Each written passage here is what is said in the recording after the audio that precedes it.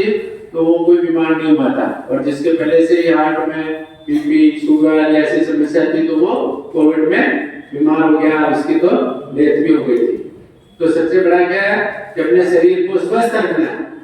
स्वस्थ रखने के लिए क्या करना है कि अपने को खूब सब्जी खानी है, खूब फल खाना है। अब खूब सब्जी और फल खाने के लिए क्या करना पड़ेगा, अपने को ज्यादा से ज्यादा सब्जी उगानी भी पड़ेगी, ज्यादा से ज्यादा फल बोने भी पड़ेंगे। तो उसी क्रम में जहाँ आपके पास बहुत कम पानी है, कोई साधन नहीं है, तो कम खर्चे में अपन सीताफल को आराम से लगा सकते हैं। जलवायु जलवायु के मामले में अपना ये जो आप जहाँ रह रहे हो उसके पीछे और एमपी और ये सबसे अच्छा जलवायु है इसके लिए केवल शुरुआत में थोड़ा पानी से नुकसान होता है, और काली जमीन नहीं चाहिए इसके लिए, ये ध्यान रखना है। काली जमीन में सीताफल नहीं बोना है, केवल पहाड़ी और वो पठारी जमीन है, कंकरीली पथरी है, जिसमें पानी का विकास अच्छा हो, पानी भरा नहीं रहे, वो उसके लिए उपयुक्त साधन है। भूमि मैंने कही है केवल काली मिट्टी छोड़ करके किसी भी जमीन में आराम से हो सकता है।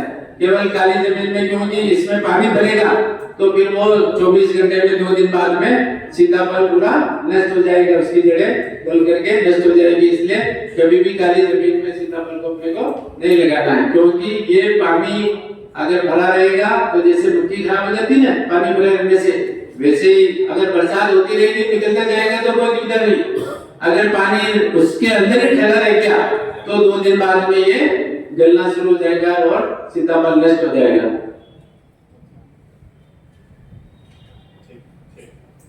अब गड्ढे खोदना, अगर अपने को बगीचा लगाना पूरा तो अपने को 1 बाई 1 मीटर का गड्ढा खोदना है। और अब आपके दूरी का मतलब गड्ढे पहले गर्मी में खोदना सबसे अच्छा है, क्योंकि गर्मी में जमीन तप जाती है, उसमें जो कीड़े और बीमारियां हैं वो सब गर्मी में नष्ट होके खराब वो मर जाते हैं। और गर्मी के बाद में जैसे ही बरसात का शुरू हो या बसंत में, दो ही समय पे अपन प्लांट पौधे लगा सकते हैं, जिसमें बसंत कालीन सबसे अच्छा है, और अगर बसंत में नहीं कर सकते तो बरसात के ऋतु में करते हैं।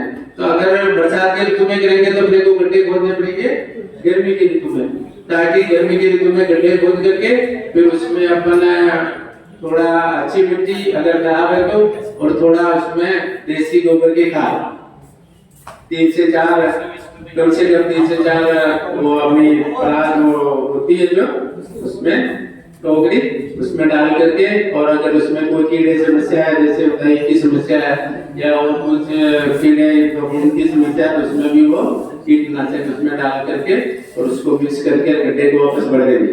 जैसे बरसात आएगी गड्ढा थोड़ा नीचे बैठेगा, अपने को पता चलेगा कि भाई इस जगह अपने को पौधे लगाना है, तो उसमें फिर लेआउट के हिसाब से पौधे की सीध में अपन लकड़ी का निशान लगाकर वहां थैली में जो अपना नर्सरी है जहाँ से अपन ने पौधे तैयार करे उस थैली समेत पौधे को खेत पे लाना है। खेत पे ला करके क्या करना है, सबसे पहले उस थैली को फाड़ना है ब्लेड से या चाकू से, जो थैली के समेत पौधा है 3 फुट का टाइप का, उसको काट करके जहाँ गड्ढा होता है जिसमें अपने खाद और मिट्टी डाली है, दवाई डाली है, उसमें जितना उस थैली का या मिट्टी का पिंड है उसी पिंड जितना ही उसमें उस गड्ढे में गड्ढा खोद करके उस पिंड समेत उस पौधे को उस पे अंदर लगा देना है, उसको पैरों से अच्छा दबा करके और उसमें पानी डाल देना है। ये पौधा लगाने का और गड्ढे खोदने की तरकीब हो गई है। ये दिखा रहे हैं आपको, पौधा उतना ही गड्ढा उतना ही खोदना है, ज्यादा गहरा खोदोगे तो भी उसमें हवा रहेगी तो फंगस फफूंद पैदा होने का डर है, ऊपर खोदोगे तो भी समस्या है। केवल जो ग्राफ्टिंग वाले पौधे उसमें आपको ये ध्यान रखना है कि जो ग्राफ्टिंग वाला जो ऊपर भाग है पौधों में ग्राफ्टिंग कैसे करते हैं वो मैं भी आपको थोड़ा सा बता देता हूँ कि जो हाइब्रिड पौधे बनाते हैं, ग्राफ्टिंग पौधे बनाते हैं, उसमें क्या करते हैं, पहले जो देसी बीज होते हैं उसको थैली में उगा देते हैं बरसात के दिनों में, फिर वो फरवरी में अपने पेंसिल अंगुली जितना बड़ा हो जाता है 2-2.5 फीट का, तो ऊपर से उसको काट देते हैं, चैन से ऊपर से पौधे को काट देते हैं। काटने के बाद में जिस पौधे की अपने को ग्राफ्टिंग करनी है। उस साइड को लाते हैं, उस पौधे के ऊपर से फुट को काट करके ऊपर का वो भाग रहेगा और नीचे का वो देसी रहेगा, उसको ऐसे चीरा लगा करके और उसकी जो टहनी है उसको उसमें फिट करके पॉलीथीन बांध करके और उसके ऊपर एक कैप बना देते हैं। 21 दिन में ये जो देसी है वो उसमें जुड़ा हो जाता है। जो नहीं है अपने हाइब्रिड अपने को जो तरह का पौधा लगाना है, अच्छी तरह की वैरायटी लगानी है, उस पौधे से वो ऊपर की साइड ला करके इसमें लगाने से ऐसे ग्राफ्टिंग हो जाता है 21 दिन बाद में।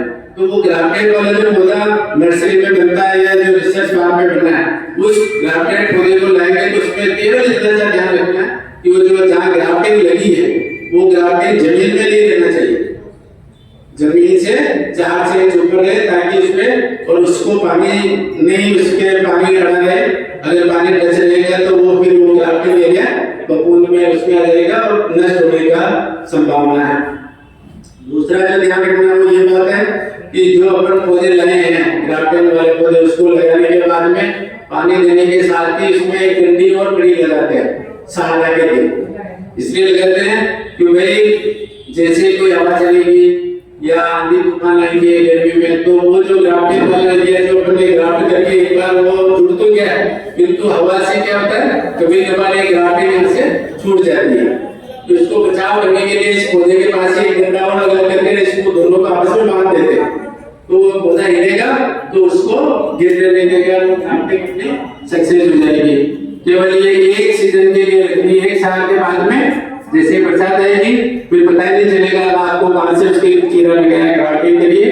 फिर उसके बाद में अपन उसको डोरी को द्वाली को हटा देंगे और इसको अपन आगे का काम करेंगे।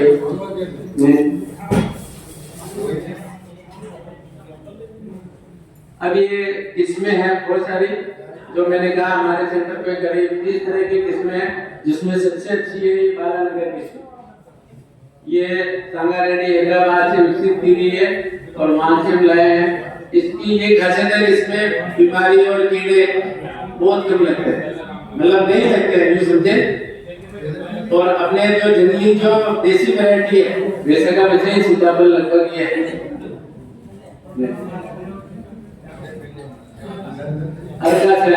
ये बेंगलुरु से विकसित की गई है और आप देखिए 700 ग्राम तक, आधा किलो से भी बड़ी इसकी किस्मों में फल हो जाता है। ये हम आपको अभी ये सब आपको हम देंगे पूरा, हमारे पास आपके पास ये कैलेंडर आपके लिए सेवा में लाए हम सीताफल की खेती का भी हम आपको सबको बांटेंगे। आप केवल समझ लें ये सब हमारे लिटरेचर में आपको दे रखा है। आगे मेहमान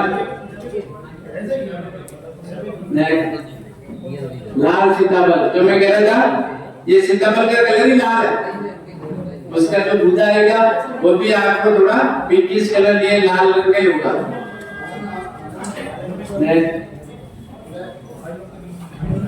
चांद सीधी, इसका वजन भी देखो आप 1 किलो के लगभग हो जाता है, 300 से 1 किलो के लगभग। अब हर एक में क्या होता है फल की मात्रा अलग अलग होती है, बीजों की मात्रा किसमें कम बीज होते हैं, किसमें फल ज्यादा होता है, किसी में उसकी सर ये भी दे दो सबको मॉडल दे दो। हाँ कैलेंडर और खेती का नेक्स्ट अनोना 2। अब ये देखो ये सबसे बड़ा फल है यार, ये इसको अनुमान फल भी कहते हैं। ये देखो आधा किलो से लेकर 2.5 किलो तक हो जाता है, कितना 2.5 किलो तक बड़ा हो जाता है। चल नहीं रहा है। आगे अनोना 7, ये भी 1 से 1.5 किलो तक का हो जाता है।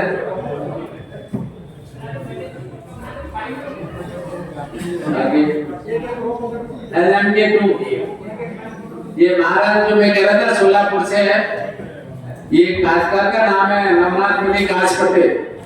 उस काश्तकार ने खुद ने ये इसमें विकसित की है। नेक्स्ट NMK 3, ये भी उसी काश्तकार ने डेवलप की है। ये 400 से 1 किलो 200 ग्राम तक का बड़ा फल हो जाता है। और इसके वो जो गुंगारे होते हैं ना टंगुले, वो नहीं होता है, सपाट और मुंह जैसे होता है।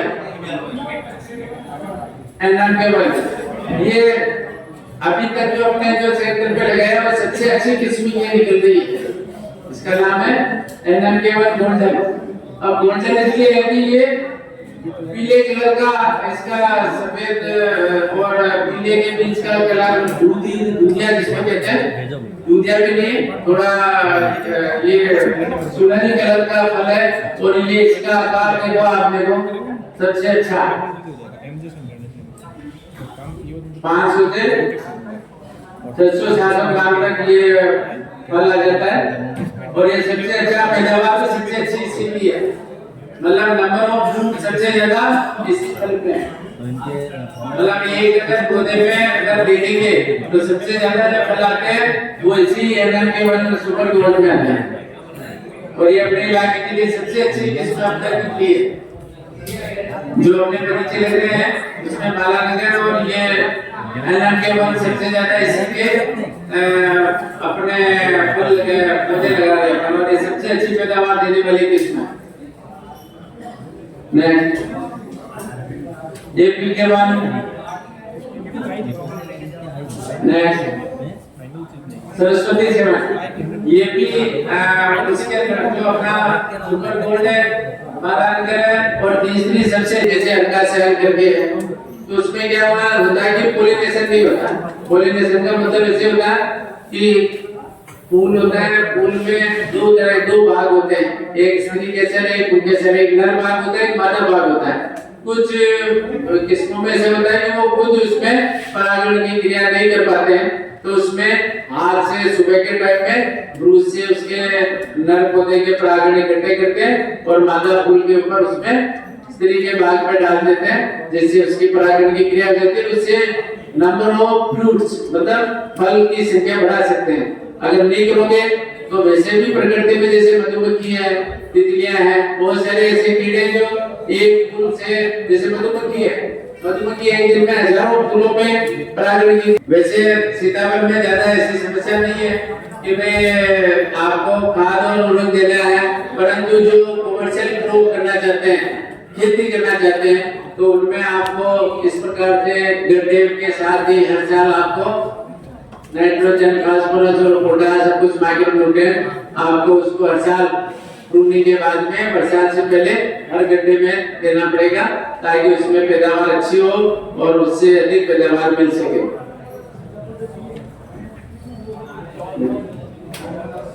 ऐसे ही सूक्ष्म पोषक तत्व भी जमीन की जांच कराते थे अपन, तो वे अपनी जमीन में अगर मिट्टी जांच के आधार पर अगर इसमें किसी तत्व की कमी है तो उस तत्व को अपन माइक्रोन्यूट्रिएंट के माध्यम से दे सकते हैं, जिसमें मैग्नीशियम, जस्ता, ये जो अगर जमीन में कमी है सोइल जांच के आधार पर अगर कमी पाई है तो ही देते, वगैरह कोई जरूरत नहीं होती। जैसे ये कुछ जीवाणु खाद भी अपन दे सकते हैं उसमें, जिसमें जीवाणु पीएचपी जो अपने मिलते हैं वो जीवाणु खाद भी आप इसमें प्रयोग कर सकते हैं। सिंचाई प्रबंधन में मैंने कहा कि अगर आपको कमर्शियल करनी है, पूरे खेत में जैसे बगीचा लगाकर सीताफल की खेती करनी है, तो उसको जैसे सरकार में उद्यान विभाग द्वारा इसमें प्रावधान है कि आपको प्रति एकड़ 30,000 रुपए तक की छूट मिलेगी। तो उस छूट में आपको बगीचों के साथ साथ ड्रिप सिंचाई करना पड़ेगा, बूंद-बूंद सिंचाई का भी उसमें साथ में आपको जोड़ना पड़ेगा। तो उस बूंद-बूंद सिंचाई के साथ ही आपको खेती करोगे तो उद्यान की फसल के रूप में बहुत अच्छा आप आमदनी कमा सकते हैं। अगर इस प्रकार से नहीं करके आप खेतों के बेड पे या कम मात्रा में पौधे लगा रहे हो, तो आपको ये ध्यान रखना है कि मैं शुरुआत में आपको जब गर्मी है उस गर्मी में पानी जरूर पिलाना है आपको, ताकि गर्मी से उसका बचाव हो सके। वैसे सीताफल आपको बता दूं कि भाई अगर एक साल में आपने सुरक्षित रख दिया, गर्मी से बचाव कर दिया, तो फिर इतना मजबूत हो जाता है वो कि भाई अगर आप बिना पानी भी करोगे तो भी आराम से इसका जीवन यापन करके और आपको प्रोटीन और आमदनी दे देगा। अगर आपको बगीचे में अगर कुछ करना है तो फिर सिंचाई प्रबंधन का आपको पूरा ध्यान रखना पड़ेगा।